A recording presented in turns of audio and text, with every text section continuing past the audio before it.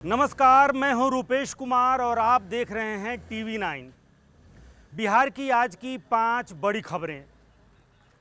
नीतीश कुमार मुख्यमंत्री की कुर्सी से किनारे क्या हुए, उनके चहेते अधिकारी भी किए जा रहे किनारे। बिहार में अपनी ज़मीन अपना मकान का सपना हुआ महंगा। बिहार में राज्यसभा चुनाव की हार का बदला राजद ने कांग्रेस से लिया झारखंड में।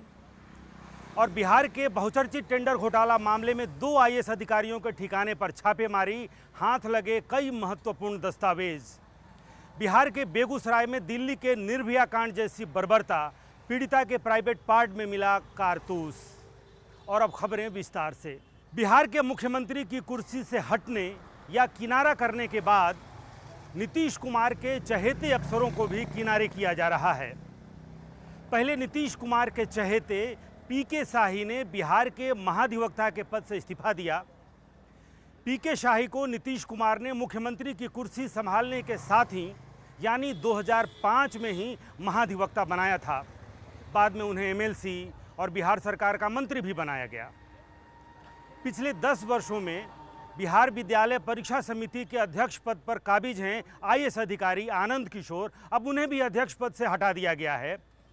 आनंद किशोर को अब पर्यावरण एवं जलवायु परिवर्तन विभाग में संट कर दिया गया है।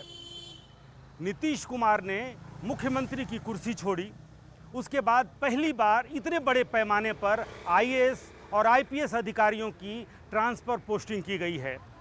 21 आईएएस अधिकारियों का तबादला किया गया, जबकि 29 आईपीएस अधिकारियों का भी ट्रांसफ़र किया गया है। एक साथ बिहार के 11 जिले के डीएम बदल दिए गए, वहीं 12 जिलों के एसपी भी बदल दिए गए हैं।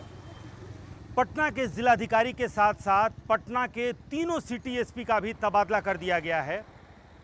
नीतीश कुमार के गृह जिले नालंदा में नए जिलाधिकारी उदिता सिंह की पोस्टिंग की गई है। बड़े पैमाने पर हुए इस प्रशासनिक उलटफेर को लेकर प्रशासनिक महकमे के साथ साथ सत्ता के गलियारे और सियासी हलके में भी खूब चर्चा हो रही है। और अब दूसरी खबर। बिहार की राजधानी पटना हो या फिर दूर दराज के ग्रामीण इलाके, अब आम आदमी के लिए ज़मीन खरीदना, अपना घर बनाना किसी सपने से कम नहीं होगा। राज्य सरकार ने ज़मीन के सर्कल रेट में भारी बढ़ोतरी कर दी है।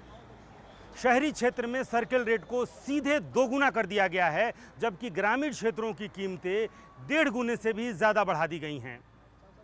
बिहार की राजधानी पटना में 1 कट्ठा ज़मीन की कीमत अब 2.5 करोड़ रुपए होगी।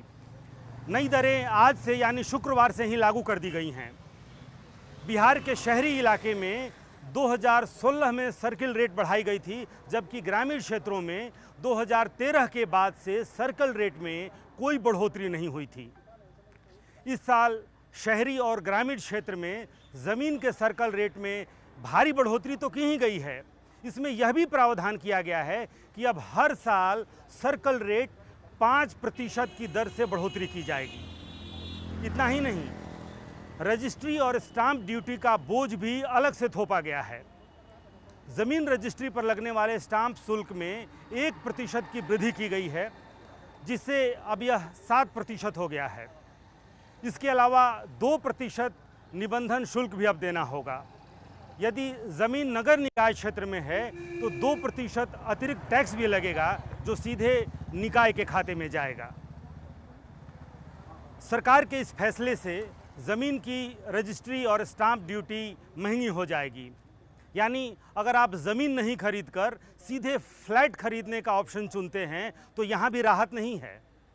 फ्लैट खरीदने वालों को अब रजिस्ट्री के लिए ज़्यादा पैसे चुकाने होंगे। हाल ही में विपक्ष ने यह आरोप लगाया था कि बिहार का खजाना खाली है, सरकार दिवालिया होने के कगार पर है। अब लगता है सरकार ने अपना खजाना भरने का यह नया तरीका निकाला है और इसका पूरा बोझ आम आदमी पर डाल दिया गया है। और अब तीसरी बड़ी खबर। झारखंड राज्यसभा चुनाव में कांग्रेस प्रत्याशी की हार के बाद महागठबंधन में सियासी घमासान मचा है, खासकर राजद और कांग्रेस के बीच। कांग्रेस जहां अपनी हार के लिए राजद और माले पर क्रॉस वोटिंग का आरोप लगा रही है, वहीं राष्ट्रीय जनता दल ने पलटवार करते हुए दावा किया है कि पार्टी ने कांग्रेस को कोई धोखा नहीं दिया है। राजद का कहना है कि उसके सभी 4 विधायकों को कांग्रेस प्रत्याशी के पक्ष में मतदान करने की जिम्मेदारी खुद तेजस्वी यादव ने अपने नेता भोला यादव को सौंपी थी। राजद की ओर से सोशल मीडिया पर एक बयान जारी किया गया है जिसमें ये कहा गया है कि मतदान से पहले भोला यादव रांची में पार्टी के 4 विधायकों के साथ मौजूद थे और इसकी तस्वीर भी सार्वजनिक की गई थी। पार्टी का दावा है कि कांग्रेस उम्मीदवार प्रणव झा को समर्थन देने का फैसला पहले ही लिया जा चुका था। 15 जून को प्रणव झा पटना पहुंचे थे। तेजस्वी यादव से उनकी मुलाकात हुई थी, समर्थन उन्होंने मांगी थी, जिसके बाद तेजस्वी ने समर्थन का भरोसा दिया था। राजद ने यह भी कहा है कि झारखंड प्रदेश के राज्यसभा चुनाव में परिणाम से ये स्पष्ट हो गया है कि कांग्रेस अपने ही सभी विधायकों का समर्थन हासिल करने में नाकाम रही है।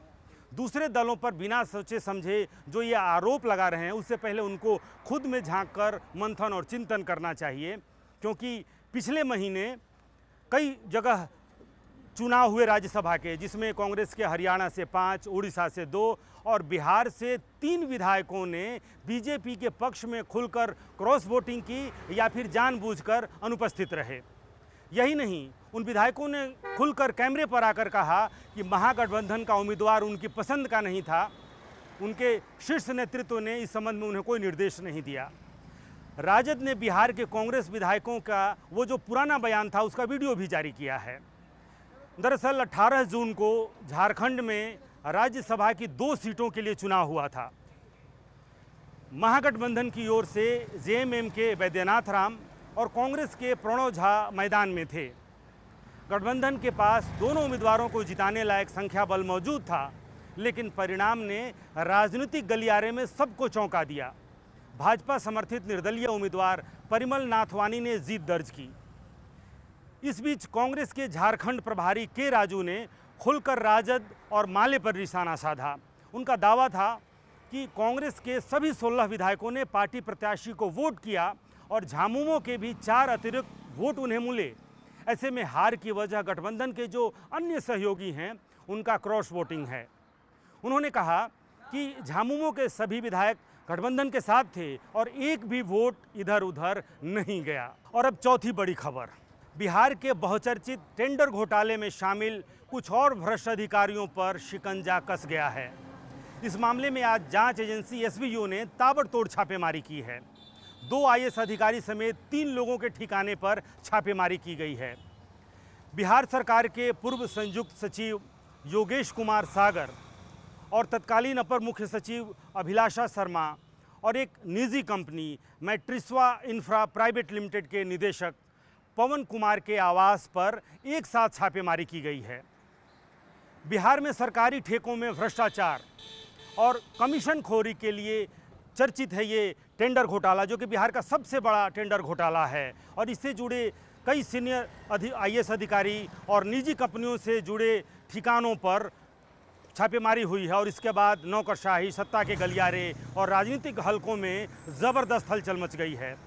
एसबीयू सूत्रों से मिली जानकारी के अनुसार छापेमारी के दौरान कई महत्वपूर्ण दस्तावेज, इलेक्ट्रॉनिक उपकरण और वित्तीय लेन देन से मिले रिकॉर्ड को खंगाला गया है। दोनों आईएएस अधिकारियों के कुछ ठिकानों पर तालाबंद पाया गया। आईएएस अधिकारी योगेश और अभिलाषा अपने ठिकाने पर मौजूद नहीं हैं। एसबीयू ने अब इन 2 आईएएस अधिकारियों को भी फरार घोषित कर दिया है। एक आईएएस अधिकारी संजीव हंस पहले से ही फरार चल रहे हैं। संजीव हंस को समन जारी कर पूछताछ के लिए बुलाया गया है। संजीव हंस के कार्यालय और आवास पर समन भेजा गया है।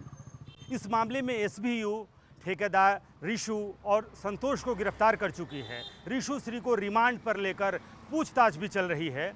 10 जून को सरकारी अधिकारी मुमुक्षु चौधरी, तारिणी दास और उमेश सिंह को भी गिरफ्तार किया जा चुका है।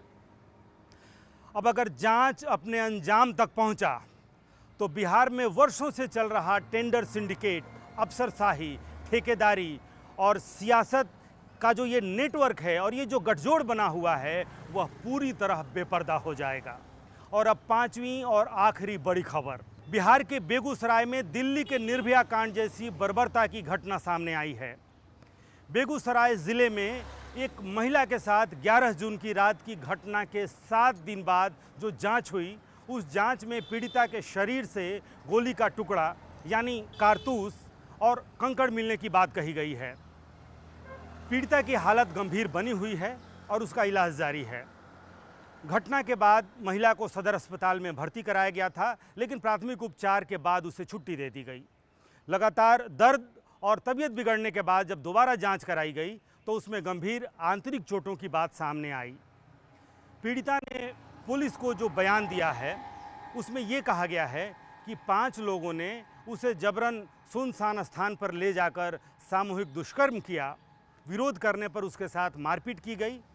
महिला का कहना है कि आरोपियों ने उसके शरीर पर ब्लेड से भी हमला किया और बेहोशी की हालत में उसके साथ अमानवीय व्यवहार भी किया। पीड़िता ने यह भी दावा किया कि कुछ महीने पहले भी उसके साथ मारपीट और दुष्कर्म की कोशिश हुई थी, लेकिन उस समय प्रभावी कार्रवाई नहीं हुई और उसे आरोपियों के हौसले बढ़ गए। मामले की गंभीरता को देखते हुए पुलिस ने जांच हालांकि अब तेज कर दी है। बेगूसराय के पुलिस अधीक्षक मनीष कुमार ने कहा है कि मामले की वैज्ञानिक तरीके से जांच कराई जा रही है। प्रारंभिक जांच में हालांकि पीड़िता के आरोप प्रथम दृष्टया सही प्रतीत हो रहे हैं। आरोपियों की गिरफ्तारी के लिए विशेष टीम का गठन किया गया है और पुलिस ये कह रही है कि लगातार छापेमारी भी की जा रही है। आज के लिए बस इतना ही। नमस्कार।